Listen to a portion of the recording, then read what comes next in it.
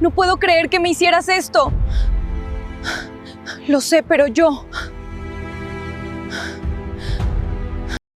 Mi mujer siempre decía, a nadie le gusta un fisgón. Así que aquí estoy, a las 2 de la mañana, hurgando en los cajones de su cómoda como un cliché patético, mientras ella supuestamente visita a su madre enferma en Toledo. La ironía tiene un sabor amargo, como el café aguado y viejo. Soy Julián Alarcón y dirijo una imprenta comercial en este olvidado pueblo industrial que ha estado agonizando desde que las fábricas cerraron hace 20 años. Imprimo invitaciones de boda para parejas que se divorciarán antes de 5 años. Tarjetas de visita para empresas que quebrarán en 2 y programas de funeral para personas que vivieron más tiempo que los sueños de esta ciudad. Esta noche, estoy a punto de imprimir mi propio certificado de defunción. Metafóricamente hablando, Elena había estado actuando de forma extraña durante semanas, llegaba tarde a casa, alegando horas extras en su trabajo de recursos humanos, pero su ropa olía a colonia cara en lugar de a café de oficina y sudor por el estrés. Había empezado a maquillarse incluso para ir a la cama, por el amor de Dios. Un lápiz de labios rojo que parecía una señal de advertencia. La casa se sentía diferente sin ella, más ligera de algún modo, como si le hubieran quitado un peso a los mismos cimientos. Nuestro chalet está en la calle de los Olmos, encajado entre la casa de la señora Riera, con su jardín agonizante, y la casa de los Heredia, que ha estado en venta desde que Aznar era presidente. El primer mandato. Llevaba 1 hora buscando cuando lo encontré. Una carpeta de cartulina escondida detrás de sus jerseys de invierno, esos que nunca se ponía porque la hacían parecer descuidada. Dentro había documentos médicos de la consulta de la doctora Patricia Holgado. El nombre de Elena estaba en la parte superior, pero el diagnóstico hizo que se me helara la sangre. La paciente presenta una obstrucción bilateral completa de las trompas de falopio. Concepción natural imposible. Condición permanente. Discutir opciones quirúrgicas. La paciente rechazó todos los tratamientos. Fechado hace 6 meses. Hace 6 meses. Mientras ella me decía que debíamos esforzarnos más por tener hijos. Mientras tomaba esas costosas vitaminas prenatales y me hacía comer todo orgánico porque era mejor para nuestro futuro bebé. Mientras construía la mentira más grande de nuestro matrimonio sobre todas las demás pequeñas mentiras, yo había sido demasiado estúpido para darme cuenta. Fotografié cada página con mi teléfono, me temblaban las manos como a un borracho en la última ronda. La jerga médica se desdibujaba, pero la conclusión era cristalina, Elena no podía tener hijos. Nunca había podido tener hijos. Nunca sería capaz de tener hijos. La puerta principal se cerró de golpe en la planta baja. Julián, ¿estás despierto? Su voz subió por las escaleras, artificialmente brillante, como esas bombillas fluorescentes que a todo el mundo le dan dolor de cabeza. Metí la carpeta detrás de los jerseys y cerré el cajón. Solo voy a por un poco de agua, respondí, saliendo del dormitorio y bajando por el pasillo hacia el baño. Abrí el grifo y me eché agua fría en la cara, estudiando mi reflejo. Los mismos ojos castaños, la misma línea de cabello que retrocedía, la misma barbilla débil que Elena solía decir que me daba carácter. Ahora me preguntaba si quería decir que me hacía parecer un incauto. Cuando bajé, ella estaba en la cocina preparando té, todavía con su abrigo bueno, el de lana negra que guardaba para las ocasiones importantes. Su cabello rubio estaba perfectamente peinado a pesar del supuesto viaje de 8 horas desde Toledo. ¿Cómo está tu madre?, pregunté, apoyándome en el marco de la puerta. Mejor. Mucho mejor. No me miró, se limitó a remover la miel en su taza con precisión mecánica. En realidad, Julián, tenemos que hablar. Aquí viene, pensé. El discurso que había estado ensayando en cualquier habitación de hotel en la que realmente se hubiera estado quedando. Te escucho. Se dio la vuelta y vi que había estado llorando. O al menos quería que yo pensara que lo había hecho. Elena era buena con el maquillaje, Sabía cómo hacer que sus ojos parecieran enrojecidos y vulnerables. Te dejo, dijo simplemente. Estoy embarazada, y no es tuyo. La cocina se quedó en silencio, a excepción del zumbido de nuestro viejo frigorífico y el goteo del grifo que llevaba 3 años queriendo arreglar. Dejé que el silencio se prolongara hasta que se volvió incómodo, viendo cómo jugueteaba con su alianza de boda. Embarazada, repetí finalmente. Sí, sé que esto es un golpe, pero, ¿quién es el padre? Miró hacia la ventana que daba a la casa vacía de los Heredia. Germán Luján. Germán el maldito Luján. Por supuesto que era Germán, mi antiguo rival del instituto. El tipo al que siempre le habían dado todo en bandeja de plata mientras yo trabajaba los veranos en la imprenta solo para poder comprarme ropa decente. Germán con su fondo fiduciario y su negocio de consultoría en ciberseguridad y su ático en el centro que probablemente costaba más de lo que yo ganaba en 2 años. ¿Desde cuándo? Pregunté. ¿Acaso importa? A mí me importa. Suspiró como si yo estuviera siendo poco razonable. 3 meses, quizá 4. No llevaba la cuenta. Mentirosa. Elena llevaba la cuenta de todo. Su periodo, su peso, sus calorías, el kilometraje de su coche. Tenía hojas de cálculo para nuestro presupuesto de la compra y calendarios codificados por colores para nuestras obligaciones sociales. Sabía absolutamente y con exactitud cuánto tiempo llevaba acostándose con Germán Luján. Tengo que hacer las maletas, continuó ella. Germán vendrá a buscarme mañana por la mañana. Nos mudamos a Barcelona. Él tiene contactos allí, mejores oportunidades para su hijo. Dijo, para nuestro hijo. Se tocó el vientre con ese gesto universal de las mujeres embarazadas, protector y posesivo. Excepto que no estaba embarazada. No podía quedarse embarazada. Nunca estaría embarazada. Casi se lo dije en ese mismo instante. Casi saqué mi teléfono para mostrarle los informes médicos. Ver cómo se desmoronaba su rostro mientras su elaborada mentira se hacía pedazos. Pero algo me detuvo. Quizá la curiosidad, quizá la crueldad. Quería ver hasta dónde llevaría esta actuación. Te ayudaré a empacar, dije en su lugar. Parpadeó, esperando claramente más resistencia. ¿Lo harás? Hemos estado juntos 8 años, Elena. Si no eres feliz, si crees que Germán puede darte algo que yo no puedo, entonces tal vez esto sea lo mejor. No era magnanimidad. Era estrategia. Había aprendido hacía mucho tiempo en los negocios que, a veces, el mejor movimiento es dejar que tu oponente piense que está ganando mientras tú descubres cómo destruirlo por completo. Pasamos las siguientes 2 horas guardando su vida en maletas y cajas. Lo bajé todo al salón, haciendo sugerencias útiles sobre lo que podría necesitar en Barcelona, haciendo preguntas reflexivas sobre el apartamento de Germán, su trabajo y sus planes para el futuro, interpretando el papel del exmarido comprensivo mientras mi mente procesaba las implicaciones de lo que había descubierto. Elena no solo me dejaba por otro hombre. Eso habría sido simple, limpio, algo que yo podría haber procesado y, eventualmente, perdonado. No, ella me dejaba con una ficción elaborada diseñada para hacerme sentir inadecuado, para hacerme creer que Germán podía darle la única cosa que yo no podía, un hijo. Quería que pasara el resto de mi vida pensando que yo era el fracaso en nuestro matrimonio. Ese nivel de crueldad calculada merecía una respuesta. A las 6 de la mañana, el BMW de Germán se detuvo frente a nuestra casa. Observé a través de la ventana delantera cómo se bajaba, con todo ese pavoneo confiado en sus vaqueros caros y su chaqueta de diseño.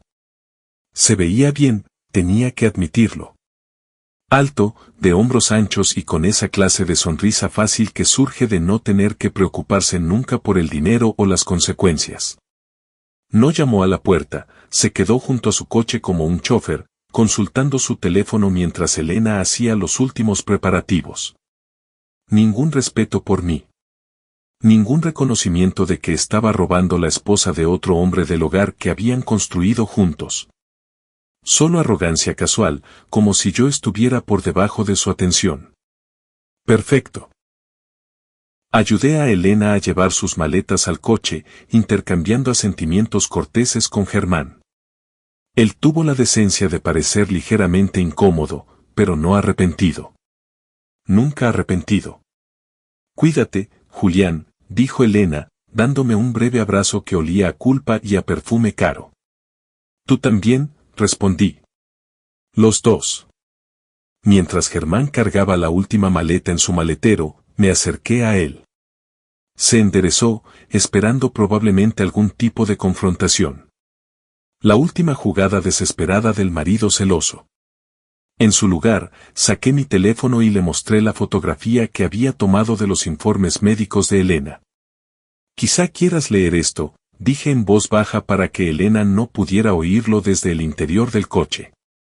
Solo para que sepas en qué te estás metiendo. Miró la pantalla y vi cómo cambiaba su rostro a medida que procesaba lo que estaba viendo.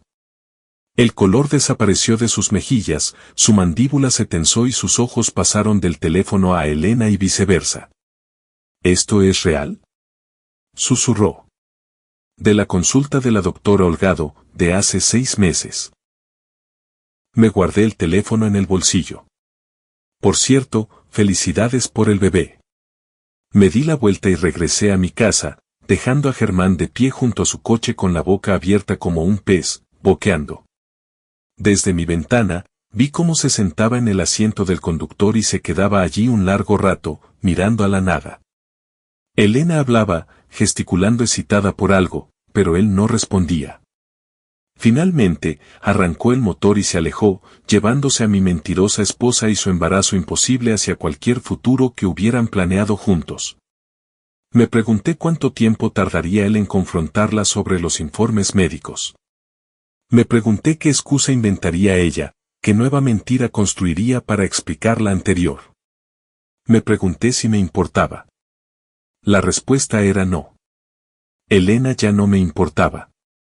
No me importaban sus sentimientos, ni su futuro, ni su inevitable desengaño cuando Germán descubriera que lo habían engañado. Lo que me importaba era asegurarme de que todos los demás supieran exactamente qué clase de personas eran en realidad.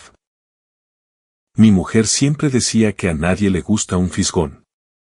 Pero, a veces, fisgonear no es más que otra palabra para definir la justicia. 3 días después de que Elena se fuera, estaba sentado en el bar de Manolo tomando mi segunda cerveza y escuchando a David narrar historias de sus días como policía.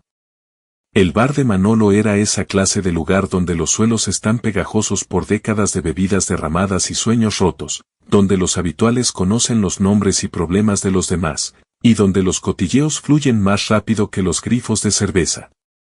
David había sido mi amigo desde el instituto, cuando él estaba delgado y yo todavía tenía pelo. Ahora era ancho de cintura, con sienes plateadas y líneas de expresión que surgieron de 20 años lidiando con los peores impulsos de la humanidad. Se había retirado del cuerpo hacía 2 años y se había asociado con Manolo, lo que significaba trabajar tras la barra 3 noches a la semana y conocer los asuntos de todo el mundo. ¿Así que simplemente se fue?, preguntó, limpiando vasos con eficiencia practicada. ¿Sin previo aviso, sin terapia, sin nada? Dijo que estaba embarazada del hijo de otro, respondí, pelando la etiqueta de mi botella de cerveza. Que quería empezar de cero en Barcelona. Dios, Julián, eso es cruel incluso para Elena. Nunca me gustó ella. Nunca te gustó para mí, corrigió David. Ella siempre era demasiado, hizo una pausa, buscando la palabra adecuada. Pulida. Como si estuviera interpretando el papel de ser tu esposa en lugar de serlo realmente. Eso me dolió más de lo que quería admitir. De todos modos, ya está. Presentaré la demanda de divorcio la semana que viene. Bien. Te mereces algo mejor que una mujer que se fuga con Germán Luján. Levanté la vista bruscamente. ¿Conoces a Germán? La expresión de David se ensombreció. Por desgracia, viene aquí a veces con sus amigotes de los negocios. Actúa como si el local fuera suyo. Deja propinas miserables y trata a las camareras como si fueran sirvientas. Una joyita. ¿Qué sabes de su familia? No mucho. Tiene una hermana, creo. Patricia o algo así. ¿Por qué? Le di un largo trago a mi cerveza considerando cuánto contarle. David era de confianza, pero también era un expolicía con una brújula moral muy estricta. Lo que yo estaba planeando podría poner a prueba los límites de nuestra amistad. Curiosidad, dije finalmente. Si oyes algo interesante sobre Germán y Elena, házmelo saber, ¿quieres? Por supuesto. David dejó el vaso que estaba limpiando y se inclinó hacia adelante. Pero Julián, sea lo que sea que estés pensando hacer, ten cuidado.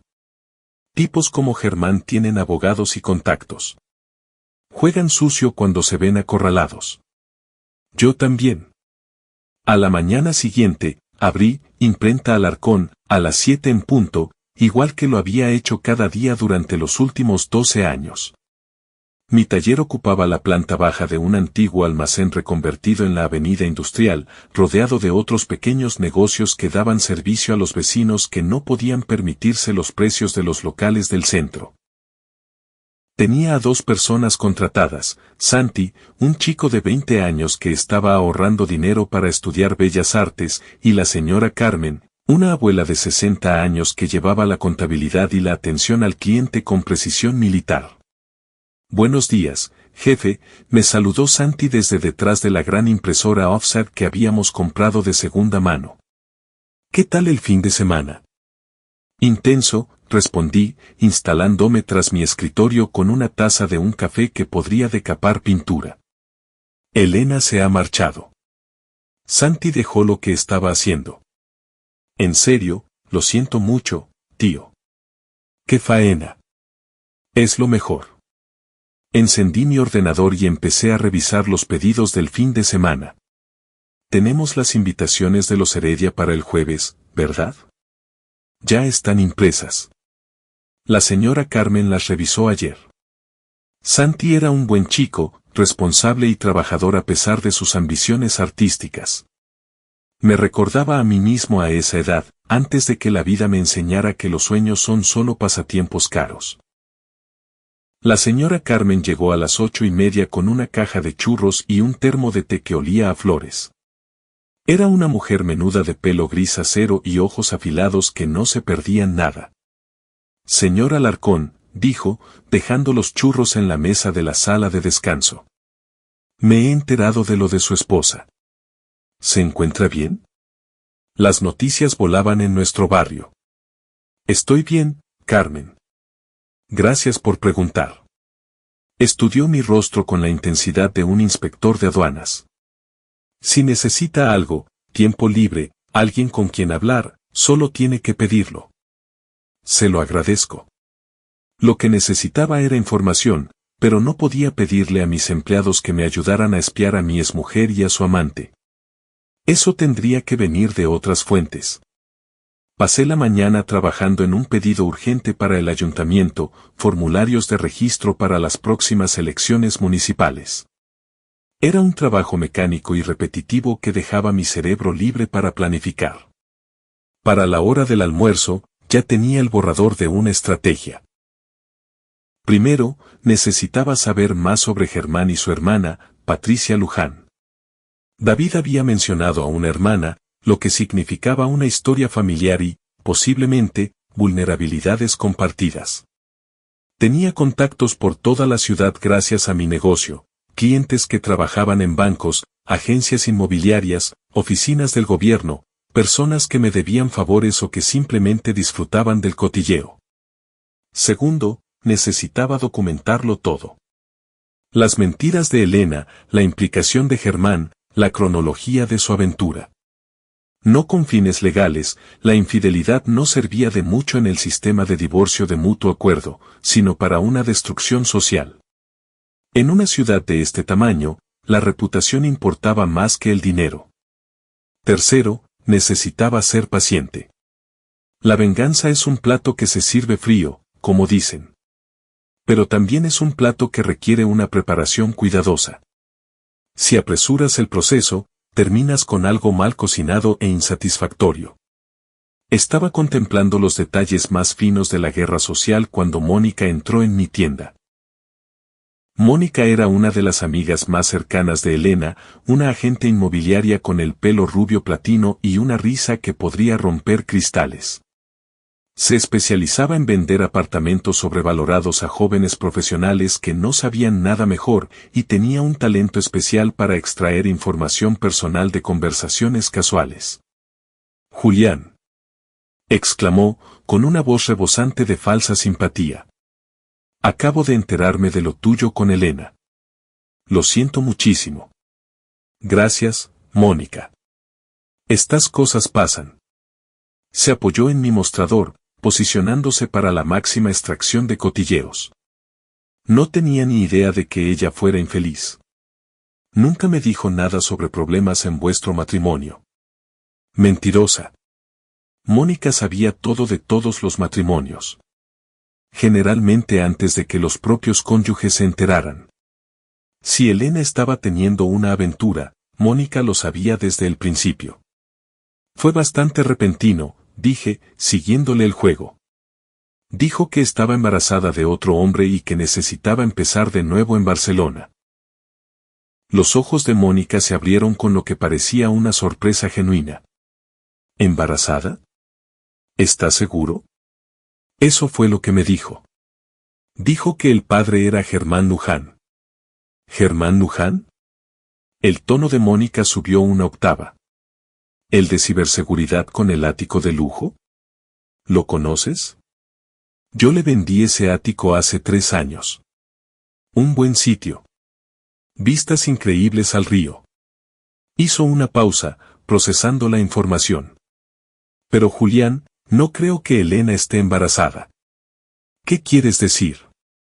Mónica miró alrededor de la tienda asegurándose de que estábamos solos.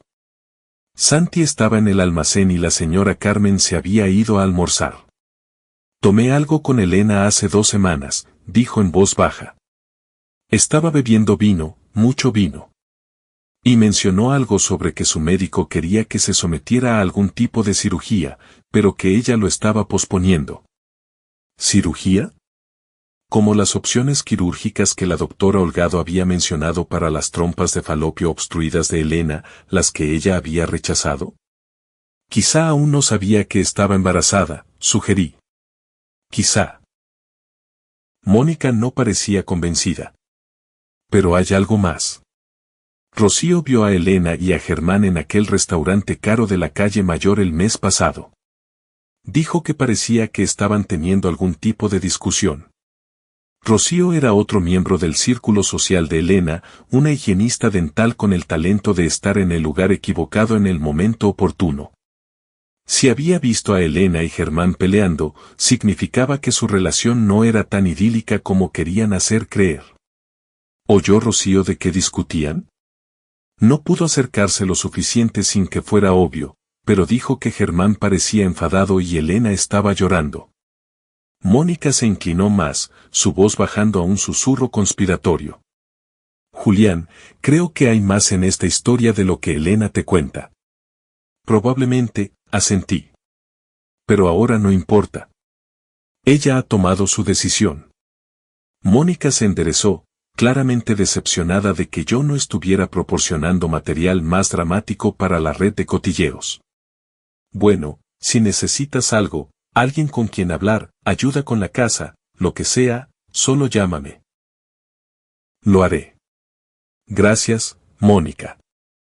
Después de que se fuera, me senté tras mi escritorio y pensé en lo que me había dicho. Elena bebiendo mucho hacía 2 semanas, discutiendo con Germán, posponiendo una cirugía que podría haberla ayudado con sus problemas de fertilidad. Nada de eso encajaba con la historia de una pareja feliz comenzando una nueva vida. Saqué mi teléfono y busqué entre mis contactos hasta que encontré el número de la consulta de la doctora Patricia Holgado. Era un intento desesperado, pero valía la pena intentarlo. Consulta de la doctora Holgado. Habla Jennifer. Hola, soy Julián Alarcón. Llamo por mi esposa, Elena Alarcón. Ha sido paciente de la doctora y quería programar una consulta sobre tratamientos de fertilidad. Déjeme revisar su ficha. Hubo una pausa, el sonido de teclas. Lo siento, señor Alarcón, pero la señora Alarcón solicitó específicamente que no discutiéramos su caso con nadie, incluidos los miembros de la familia. Confidencialidad del paciente, ya comprende. Por supuesto. Pero, ¿podría decirme si tiene programada alguna cita de seguimiento? Estoy intentando coordinar nuestras agendas. Otra pausa. No me aparece ninguna cita próxima para la señora Alarcón. De hecho, canceló su última visita programada y solicitó que sus informes fueran transferidos a una clínica en Barcelona. ¿Barcelona? ¿Cuándo fue esto? El viernes pasado. El día antes de que se fuera con Germán. Elena había estado cubriendo sus huellas, asegurándose de que su historial médico no estuviera disponible para cualquiera que pudiera ir a buscarlo. Inteligente, pero no lo suficiente. Gracias, dije. Me pondré en contacto con la clínica de Barcelona directamente. Colgué y me quedé mirando por la ventana el cielo gris de noviembre. Elena había estado planeando esto durante semanas, quizá meses. La transferencia de los informes médicos, las discusiones con Germán, las mentiras sobre el embarazo. Todo era parte de algún esquema elaborado que yo aún no comprendía del todo, pero empezaba a ver el cuadro general y no me gustaba lo que veía. Mi teléfono vibró con un mensaje de texto de un número desconocido. Me he enterado de lo de Elena. Si quieres saber la verdad sobre Germán Luján, encuéntrame en el bar de Manolo esta noche a las 9. Ven solo. P. De Patricia, la hermana de Germán. Borré el mensaje y volví al trabajo, pero mi mente iba a toda velocidad. Si Patricia Luján quería hablar conmigo sobre su hermano, significaba que definitivamente había más en la historia que una simple aventura. Significaba que Germán tenía enemigos en su propia familia. Significaba que tal vez yo no estaba librando esta batalla solo. El bar de Manolo estaba lleno aquel martes por la noche, abarrotado con la mezcla habitual de obreros de la construcción, jubilados y vecinos que no tenían otro lugar a donde ir. Llegué a las 9 en punto y encontré un reservado en una esquina desde donde podía vigilar la puerta. David estaba trabajando tras la barra y me lanzó una mirada inquisitiva cuando pedí un whisky en lugar de mi cerveza de siempre. ¿Día difícil?, preguntó. Se va a poner difícil. Escaneé la sala buscando a alguien que pudiera ser la hermana de Germán. Si entra una mujer preguntando por mí, mándala para acá, ¿quieres? Hecho. ¿Me vas a contar de qué va esto? Todavía no, pero puede que necesite un favor más tarde. David asintió y volvió a servir bebidas. Había sido policía el tiempo suficiente para reconocer cuando alguien estaba tramando algo y era lo bastante listo como para no hacer demasiadas preguntas. A las 9:15, una mujer de unos 30 y tantos años cruzó la puerta. Era alta y delgada, con el pelo oscuro recogido en una coleta, vestida con vaqueros y una chaqueta de cuero que había visto días mejores. Miró alrededor de la sala con la atención cuidadosa de alguien que ha aprendido a no confiar en situaciones nuevas. Cuando sus ojos se encontraron con los míos, supe que era Patricia Luján. Se acercó a mi reservado con esa clase de confianza que surge de haber sobrevivido a cosas que habrían quebrado a otras personas. Julián Alarcón. Su voz era más ronca de lo que esperaba, con un ligero carraspeo que sugería demasiados cigarrillos o demasiados gritos. Ese soy yo.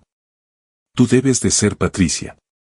Se deslizó en el asiento frente a mí y le hizo una señal a David para que le sirviera algo. Un bourbon, solo, gritó, y luego volvió su atención a mí. Así que tú eres el marido. Es marido, técnicamente. Los papeles del divorcio se presentan mañana. Bien. Elena es veneno, y mi hermano es demasiado estúpido para verlo. David trajo el bourbon y se retiró a una distancia prudencial. Patricia tomó un sorbo y estudió mi rostro como si estuviera intentando resolver un rompecabezas. Me resultas familiar, dijo finalmente. ¿Fuimos juntos al instituto? Al Instituto Cervantes, promoción del 2004. Pero creo que tú ibas un curso por detrás de mí. Es cierto. Patricia Luján, promoción del 2005. Ahora te recuerdo. Salías con aquella animadora, ¿cómo se llamaba? Sara Mendoza. Exacto, Sara. Se casó con un abogado, se mudó a Valladolid, tiene 2 hijos y un monovolumen. Me incliné hacia adelante. Pero no creo que me haya citado aquí para recordar los tiempos del instituto. La expresión de Patricia se endureció. No, no lo he hecho. Te he citado porque mi hermano está a punto de cometer el mayor error de su vida y pensé que tal vez querrías ayudarme a detenerlo. ¿Qué clase de error? Tomó otro sorbo de bourbon, ordenando sus pensamientos. Germán cree que está enamorado de tu mujer. Cree que ella lleva un hijo suyo y que van a vivir felices para siempre en Barcelona. Lo que no sabe es que Elena le ha estado engañando desde el principio. ¿Cómo lo sabes? Porque la he estado vigilando. Siguiéndola, escuchando sus llamadas, hurgando entre sus cosas cuando se queda en casa de Germán. Patricia vio mi expresión y se encogió de hombros. Soy protectora con mi familia, incluso cuando se comportan como idiotas. ¿Qué has descubierto? Elena ha estado viendo a una terapeuta, la doctora Rebeca Martínez, en la calle del Olmo, 2 veces por semana durante los últimos 4 meses. La seguí hasta allí y he estado pagando a la recepcionista de la doctora Martínez por información. Eso es ilegal. También lo es el fraude, que es lo que tu mujer está cometiendo. Patricia sacó su teléfono y me mostró la fotografía de un bote de pastillas. Elena está tomando antidepresivos y medicación para la ansiedad. Dosis fuertes, el tipo de cosas que serían peligrosas para una mujer embarazada. Estudié la imagen. La receta tenía fecha de hacía 2 semanas, mucho después de que Elena supiera que supuestamente estaba embarazada. Hay más, continuó Patricia. Entré en su cuenta de correo electrónico. No preguntes cómo, no quieres saberlo. Ha estado escribiéndose con un abogado en Barcelona para crear una nueva identidad. Nuevo número de la Seguridad Social, nuevo historial crediticio, todo. ¿Para qué necesitaría una nueva identidad? Porque está huyendo de algo o de alguien. Patricia se inclinó sobre la mesa. Julián, tu mujer no solo deja tu matrimonio por mi hermano. Está desapareciendo por completo y está usando a Germán como su billete de salida de la ciudad. Sentí un escalofrío que no tenía nada que ver con el clima de noviembre. ¿De qué huye? No lo sé todavía, pero voy a averiguarlo. Patricia terminó su bourbon y dejó el vaso con un golpe seco. La pregunta es, ¿quieres ayudarme? ¿Qué estás proponiendo exactamente? Germán debe recoger a Elena en un motel a las afueras de la ciudad mañana por la noche. Van a conducir juntos hacia Barcelona y él planea proponerle matrimonio por el camino. Compró un anillo y todo, un diamante de 2 quilates que le costó 15.000 euros. ¿Cómo sabes todo esto?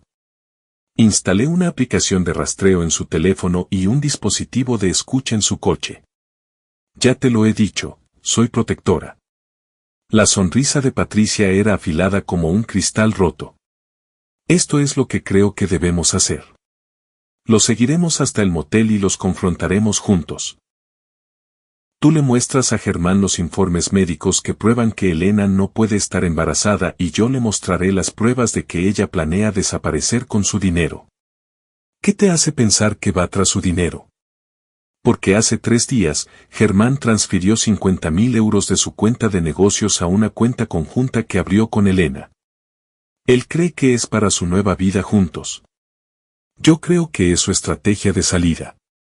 50.000 euros, lo suficiente para desaparecer por completo, empezar de nuevo en otro lugar con un nombre diferente y la cuenta limpia.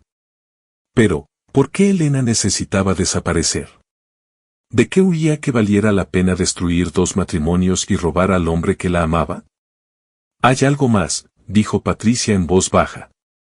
Algo que no te he contado todavía. ¿Qué? Esta no es la primera vez que Germán cae ante una mujer que lo está usando. Hace 3 años estuvo comprometido con una mujer llamada Rebeca Torres. Ella también afirmó estar embarazada de él. Hizo que él pagara una casa, un coche y un montón de cosas caras. Luego, un día, simplemente se esfumó, se lo llevó todo y desapareció. ¿Lo denunció a la policía? Lo intentó, pero técnicamente ella no había robado nada. Él le había dado acceso a sus cuentas voluntariamente, puso su nombre en el contrato, lo compró todo como regalos. Legalmente, ella no había cometido ningún delito. ¿Así que crees que Elena está ejecutando la misma estafa? Creo que Elena aprendió de los errores de Rebeca. Esta vez está siendo más cuidadosa, más minuciosa. El falso embarazo, la nueva identidad, el traslado a otra ciudad, todo está diseñado para asegurarse de que Germán no pueda encontrarla después de que desaparezca. Me recosté en mi asiento intentando procesar todo lo que Patricia me había contado. Mi esposa no era solo una mentirosa infiel, era una estafadora profesional que había estado planeando destruir mi vida como parte de un elaborado plan de robo. ¿Por qué me cuentas esto? Pregunté. ¿Por qué no confrontas a Germán tú misma? Porque no me escuchará. Cree que tengo celos de sus relaciones, que intento sabotear su felicidad. La voz de Patricia cargaba con años de frustración. Pero tal vez te escuche a ti. Tú eres el marido agraviado, la víctima. Si te apareces con pruebas de que Elena ha estado mintiendo sobre el embarazo, tal vez sea suficiente para sacarlo de cualquier hechizo en el que ella lo tenga. Y si no funciona, bueno, entonces dejamos que se vayan a Barcelona y Germán aprenderá por las malas que algunas lecciones cuestan 50.000 euros. Lo pensé durante un largo momento, sopesando los riesgos y los beneficios. Si Patricia tenía razón, ayudarla a salvar a Germán sería también una forma de justicia por lo que Elena me había hecho. Si se equivocaba, estaría interfiriendo en la relación de otra persona basándome en la palabra de una mujer que admitía haber acosado y realizado vigilancia ilegal. Pero entonces recordé la mirada en el rostro de Elena cuando me habló de su embarazo, las lágrimas ensayadas y la vulnerabilidad calculada. Recordé los informes médicos escondidos tras sus jerseys de invierno y las mentiras elaboradas que había construido para hacerme sentir como un fracaso de marido. ¿Cuál es el plan? Pregunté. Patricia sonrió y, por primera vez desde que entró en el bar de Manolo, pareció genuinamente feliz. Mañana por la noche a las 8, Germán recogerá a Elena en el Motel Riverside, en la carretera nacional. Estaremos esperándolos. Sacó una tarjeta de visita y escribió algo en el reverso. Este es mi número. Llámame mañana por la tarde y te daré los detalles. Se levantó y dejó un billete de 20 euros sobre la mesa. Lo suficiente para cubrir nuestras 2 consumiciones y una propina generosa. Julián. Hizo una pausa al borde del reservado. Siento lo que mi hermano le hizo a tu matrimonio.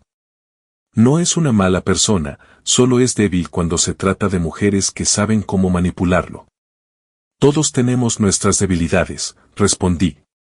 Sí, pero algunos aprendemos de nuestros errores. Patricia caminó hacia la puerta, luego se detuvo y me miró de nuevo. Por cierto, tal vez quieras revisar tus cuentas bancarias conjuntas. Si Elena sigue el mismo patrón que Rebeca Torres, probablemente ha estado moviendo dinero durante semanas. Después de que se fue, me quedé en el reservado una hora más, tomando mi whisky y pensando en todo lo que había aprendido.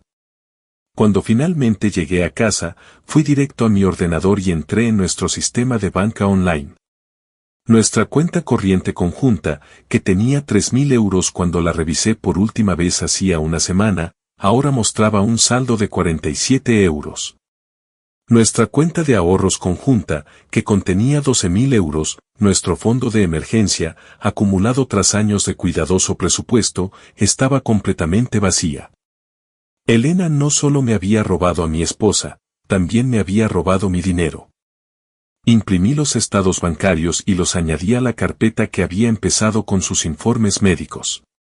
Mañana por la noche, Germán Luján iba a conocer la verdad sobre la mujer que creía amar.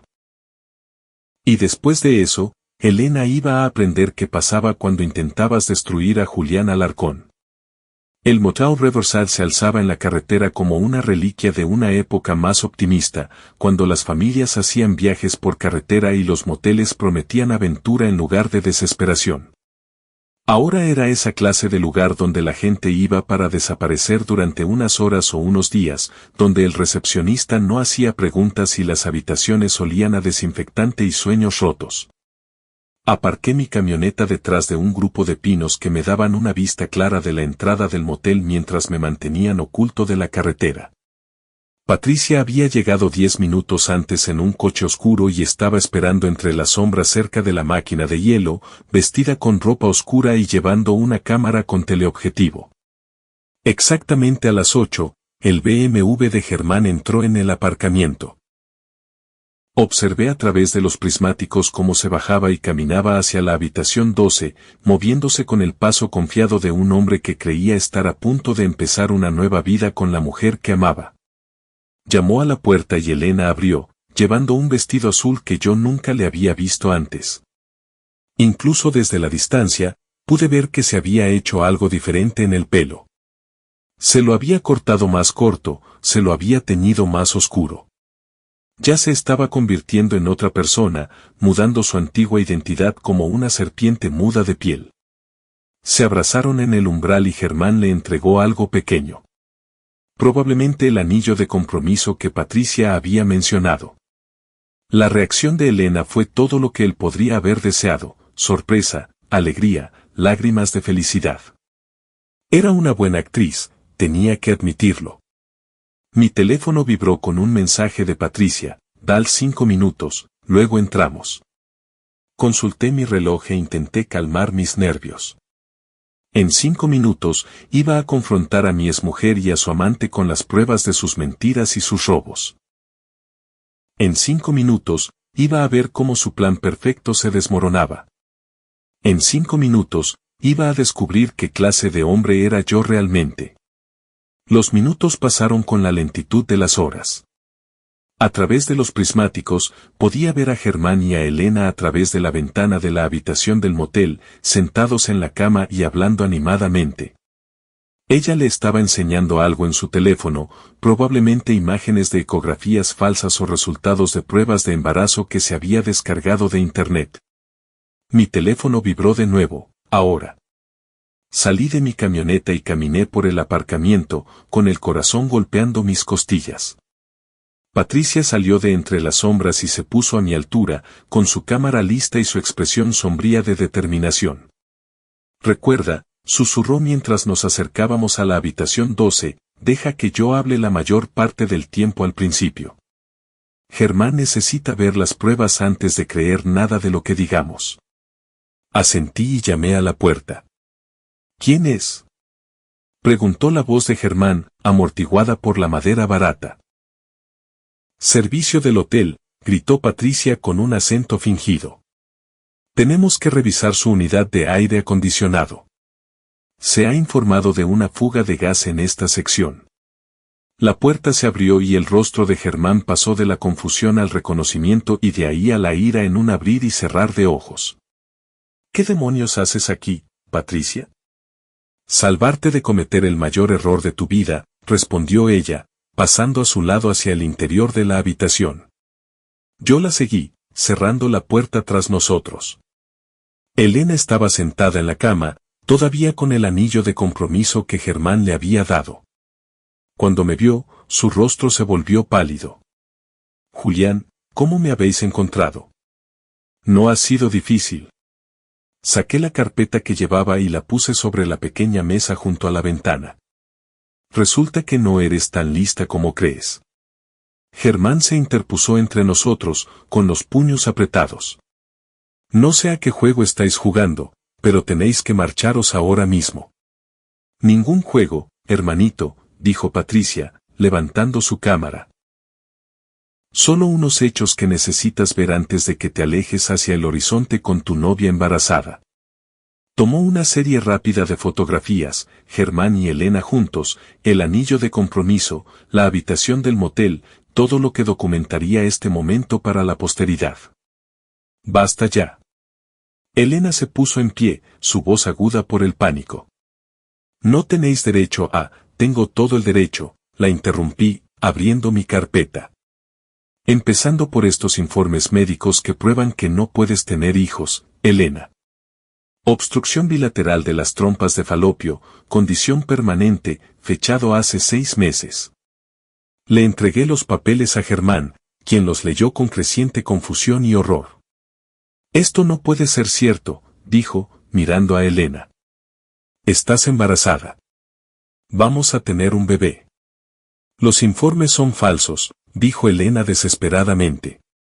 Julián debe de haberlos falsificado para intentar separarnos.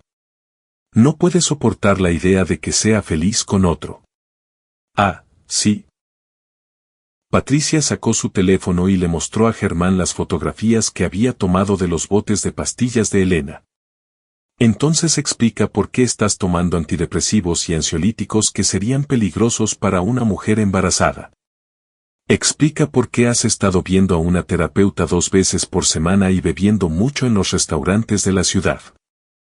El rostro de Germán estaba ceniciento ahora, los papeles le temblaban en las manos. Elena, dime que esto no es verdad. Dime que estás embarazada de verdad. Elena miró alrededor de la habitación como un animal acorralado, sus ojos saltando de rostro en rostro mientras buscaba una ruta de escape que no existía. Puedo explicarlo todo, dijo finalmente. Sí, tengo problemas de fertilidad, pero los médicos se equivocaron. Estoy embarazada. Es un milagro. Una oportunidad entre 1.000.000, las pastillas son seguras, mi médico las aprobó, y la terapia es solo para ayudarme a lidiar con el estrés de dejar mi matrimonio. Ha sido un buen intento, pero no lo suficiente. Entonces no te importará hacerte una prueba de embarazo, dijo Patricia, sacando un kit de prueba casero del bolsillo de su chaqueta. Ahora mismo, delante de todos nosotros. El silencio que siguió fue ensordecedor. Elena miró fijamente la prueba de embarazo como si fuera un arma cargada, sus mentiras cuidadosamente construidas se desmoronaban a su alrededor. No tengo que demostraros nada, dijo, pero a su voz le faltaba convicción. No, no tienes por qué, asentí. Pero tal vez quieras explicar esto. Le entregué a Germán los extractos bancarios que mostraban nuestras cuentas vacías.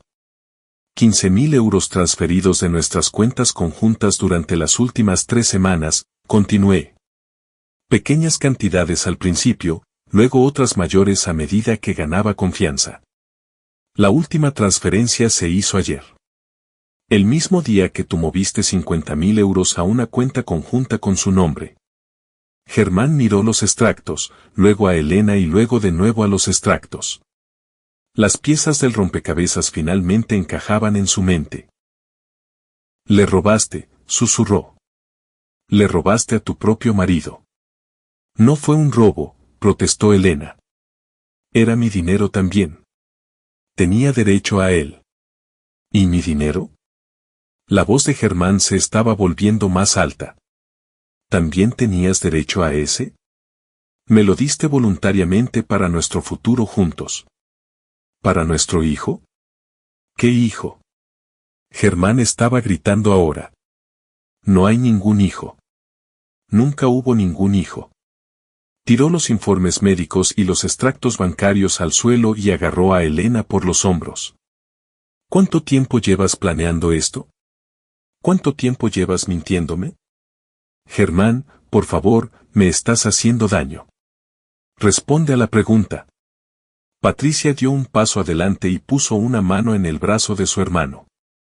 Germán, déjala. No vale la pena. Él soltó a Elena y retrocedió, con el pecho agitado por la rabia y la traición. Ella se desplomó en la cama, abandonando finalmente la pretensión de inocencia. ¿Queréis saber la verdad?, dijo, con voz fría y amarga. Muy bien. Llevo planeando esto 6 meses. Desde que me enteré de los problemas de fertilidad. Desde que me di cuenta de que Julián nunca sería capaz de darme la vida que merezco. Me miró con puro odio. ¿Sabes lo que es estar casada con alguien que se conforma con la mediocridad? ¿Alguien que se siente feliz dirigiendo una pequeña imprenta en un pueblo moribundo? ¿Qué piensa que una cena especial es ir a una franquicia y unas vacaciones son un fin de semana en la sierra? Así que decidiste robarme y huir con Germán.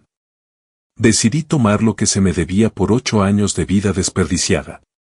Se volvió hacia Germán. Y sí, mentí sobre estar embarazada. Pero habría sido una buena compañera para ti, Germán. ¿Te habría hecho feliz, mintiéndome? ¿Robándome? La voz de Germán era ahora baja, más peligrosa que cuando gritaba. ¿De verdad pensaste que no me enteraría tarde o temprano? Pensé que estaríamos lo suficientemente lejos como para que no importara. Nueva ciudad, nuevas identidades, nueva vida. Elena se quitó el anillo de compromiso y lo tiró a sus pies. Pero debería haber sabido que tu psicótica hermana interferiría. Mi psicótica hermana acaba de salvarme de cometer un error de 50.000 euros, respondió Germán, recogiendo el anillo. Patricia había estado grabándolo todo con su teléfono. Ahora detuvo el video y sonrió. Creo que tenemos suficientes pruebas aquí como para hacer algunas publicaciones muy interesantes en redes sociales, dijo. ¿Qué te parece, Julián? ¿Deberíamos dejar que la gente sepa qué clase de persona es realmente Elena? Antes de que pudiera responder, Elena se lanzó hacia la puerta. Dio 3 pasos antes de que Germán la agarrara del brazo y la hiciera girar. ¿A dónde crees que vas? Suéltame, Germán. Esto se ha acabado. Se acabará cuando recupere mi dinero. ¿Qué dinero? Me lo diste como un regalo. Bajo falsas pretensiones, eso lo convierte en fraude. La sonrisa de Germán era tan fría como la de su hermana. Creo que a la policía le interesaría mucho tu pequeña estafa. La compostura de Elena finalmente se quebró por completo. Empezó a llorar. Lágrimas de verdad esta vez. No la actuación calculada que me había ofrecido 3 días antes. Por favor, sollozó. Os lo devolveré. Se lo devolveré a todo el mundo. Solo, no llaméis a la policía. ¿Con qué dinero? Pregunté. Gastaste el mío y estabas a punto de desaparecer con el suyo. ¿Con qué exactamente nos vas a pagar? No tuvo respuesta para eso. Nos quedamos en aquella habitación de motel barata otros 10 minutos acordando los detalles de la rendición de Elena. Devolvería el dinero que nos había robado a ambos, firmaría cualquier documento legal que fuera necesario para que el divorcio fuera limpio y definitivo, y desaparecería de nuestras vidas para siempre. A cambio, no presentaríamos cargos ni publicaríamos las pruebas de sus delitos en las redes sociales. No era la venganza con la que yo había estado fantaseando, pero era una forma de justicia. Cuando nos disponíamos a marcharnos, Germán me apartó. Te debo una disculpa, dijo en voz baja. Por robarte a tu esposa, por no ver lo que era realmente, por ser un idiota. Ambos fuimos unos idiotas, respondí. La diferencia es que tú aprendes de tu error. Yo tengo que empezar de nuevo. ¿Qué harás ahora? Miré a Elena, que estaba recogiendo sus cosas con manos temblorosas. Sus sueños de fuga y reinvención reducidos a cenizas. Voy a volver a casa y a descubrir cómo ser feliz de nuevo, dije. Puede que tarde un poco, pero creo que podré lograrlo. Fuera del motel, Patricia me acompañó hasta mi camioneta. Gracias, dijo. No podría haber hecho esto sin ti. Gracias por abrirme los ojos. Tal vez nunca habría descubierto la verdad de lo que Elena planeaba. Lo que ella planeaba era malvado. Lo que hemos hecho esta noche ha sido justicia. Patricia subió a su coche y bajó la ventanilla. Cuídate, Julián. Y si alguna vez necesitas algo, lo que sea, ya sabes cómo encontrarme. Conduje a casa por las calles tranquilas de mi pueblo moribundo, pasando por las fábricas cerradas y los escaparates vacíos, pasando por el bar de Manolo donde los habituales probablemente estarían discutiendo los problemas de alguien más a esas horas. Cuando llegué a mi casa en la calle de los Olmos, me quedé sentado en la entrada unos minutos, mirando las ventanas que brillaban con una cálida luz amarilla. Ahora era mi casa, completamente mía, libre de mentiras, engaños y esquemas elaborados. Por primera vez en meses, se sentía como un hogar. 2 semanas después de la confrontación en el Motel Riverside, estaba sentado en el despacho de mi abogado firmando los papeles finales del divorcio cuando Mónica llamó. Julián, tienes que ver esto, dijo, con voz entrecortada por la emoción. Entra en Facebook ahora mismo. La puse en manos libres y abrí la aplicación en mi teléfono. La primera publicación de mi muro era de Rocío, y ya se había compartido 47 veces, mujeres de nuestra querida ciudad, cuidado con esta persona. Elena Alarcón, anteriormente Elena Marín, es una estafadora, mentirosa y ladrona que intentó destruir 2 matrimonios y robar miles de euros a hombres inocentes. Fingió un embarazo, vació las cuentas bancarias de su marido y planeaba desaparecer con el dinero de su amante. Gracias a Dios la verdad salió a la luz antes de que pudiera hacer daño a nadie más. Almohadilla estafadora, almohadilla mentirosa, almohadilla cazafortunas, debajo del texto estaban las fotografías que Patricia había tomado en el motel. Elena con aspecto culpable y desesperado. Germán sosteniendo los informes médicos. Yo de pie en segundo plano con mi carpeta de pruebas. Madre mía, murmuré. Se pone mejor, dijo Mónica. Sigue bajando. La siguiente publicación era del propio Germán, un relato largo y detallado de cómo Elena lo había manipulado haciéndole creer que estaba embarazada de su hijo. Había incluido capturas de pantalla de transferencias bancarias, copias de los resultados falsos de la prueba de embarazo que ella le había enseñado y una foto del anillo de compromiso que le había comprado. Comparto esta historia como advertencia para otros hombres, concluía su publicación. Elena Alarcón es una estafadora profesional que se aprovecha de personas solitarias y confiadas. Casi destruye a mi familia y me costó 50.000 euros.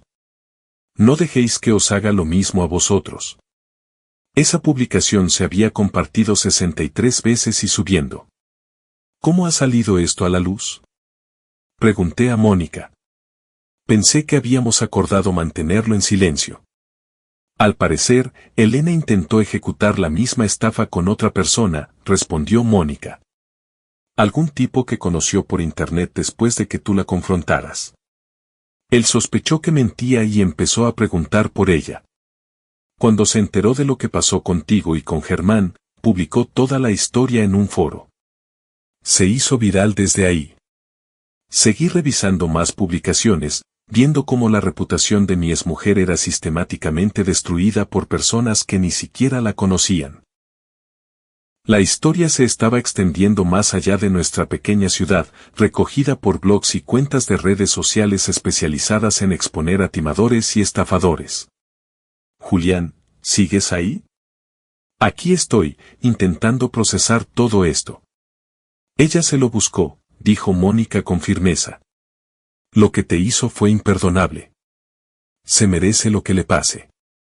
Tal vez sí, pero ver todo el peso de la vergüenza pública y la humillación cayendo sobre alguien a quien una vez había amado se sentía extraño, como ver un edificio derrumbarse a cámara lenta. Mi abogado, un hombre delgado llamado Roberto, que era sobrino de la señora Carmen, se aclaró la garganta. Señor Alarcón, si está listo, podemos terminar con estos documentos. Firmé los papeles que terminaban oficialmente mi matrimonio con Elena Marín Alarcón. 8 años de historia compartida reducidos a lenguaje legal y sellos de notaría. Felicidades, dijo Roberto, estrechándome la mano. Es usted un hombre libre.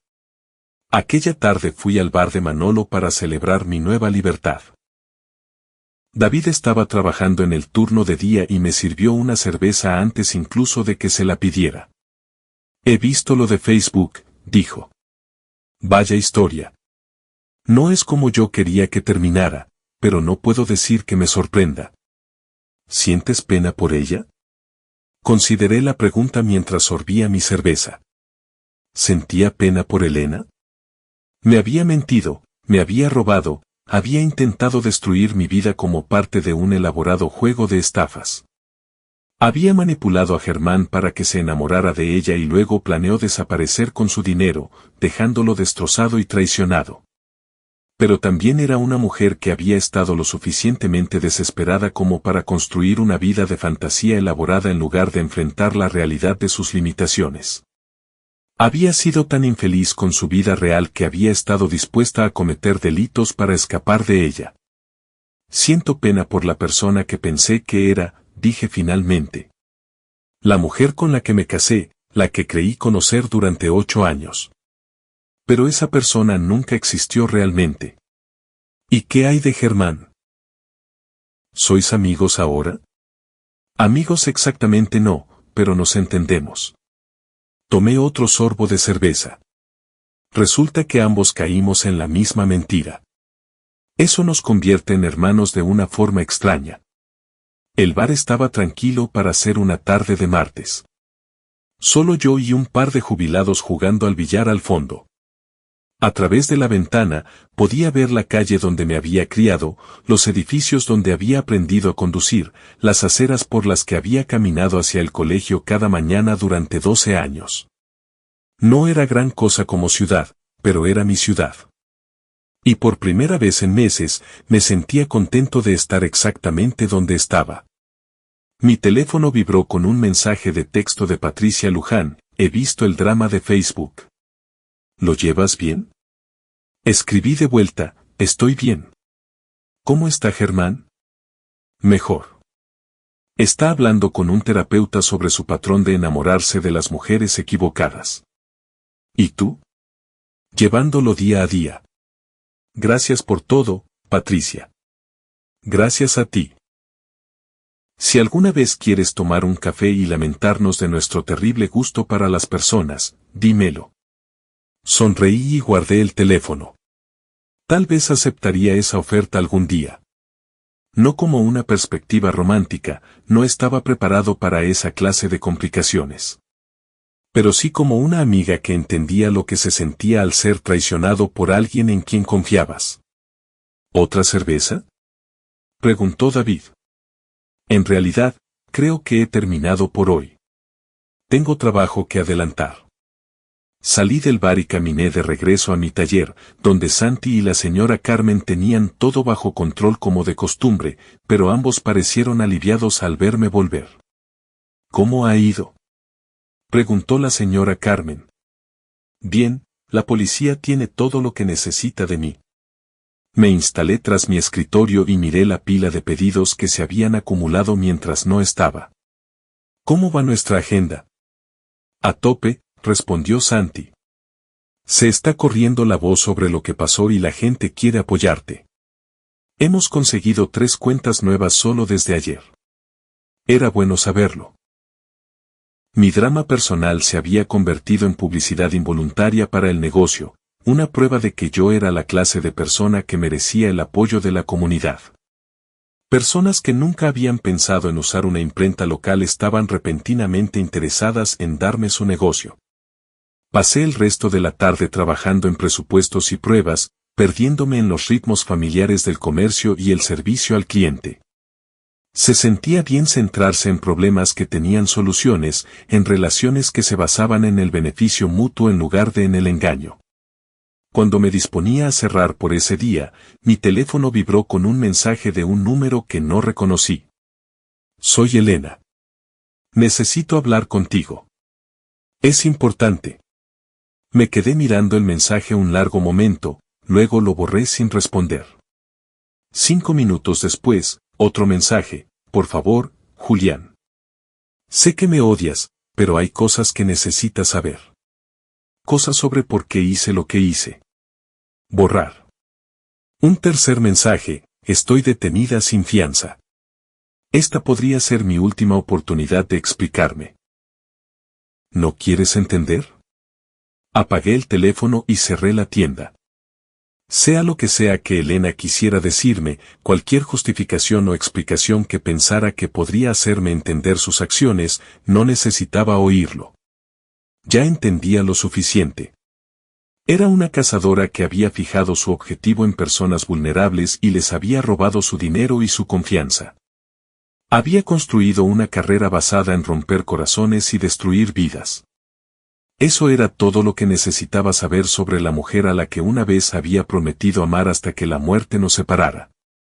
Caminando a casa por las calles tranquilas de mi barrio, me sentí más ligero de lo que me había sentido en meses.